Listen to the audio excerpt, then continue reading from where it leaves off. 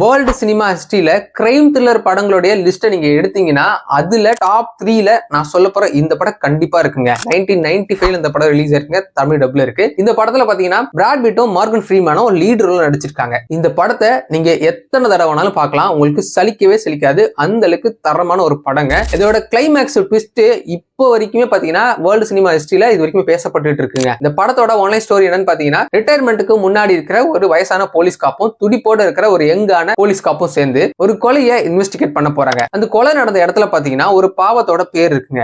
அதுக்கப்புறம் பாத்தீங்கன்னா அதே மாதிரி கண்டினியூஸா ஒரு 7 கொலைங்க அடுத்தடுத்து நடந்துட்டே இருக்கு. இந்த கொலைகள்லாம் நடந்த இடத்துல பாத்தீங்கன்னா டெட்லி சின்ஸ்னு சொல்லப்படுற 7 பாவங்களோட பேர் ஒவ்வொரு கொலை நடந்த இடத்துலயும் இருக்குங்க. இதெல்லாம் ஏன் நடக்குது, யார் இந்த கொலையை செய்யறா, அவனுக்கு என்ன மோட்டிவ், இந்த விக்டிம்ஸ்லாம் யாருன்றத நம்ம ஹீரோக்கள் 2 பேரும் எப்படி கண்டுபிடிக்கிறாங்கன்றதா இந்த படத்தோட கிளைமேக்ஸ்ங்க. Climax twist ultimate. படத்தோட பேர் என்ன கேட்டீங்கன்னா 7. அமேசான் பிரைம்ல இருக்கு, நெட்ஃபிளிக்ஸ்ல இருக்கு. என்னோட பயோலி லிங்க் கொடுத்திருக்கேன். சோ மிஸ் பண்ணாம இந்த படத்தை ட்ரை பண்ணி பாருங்க.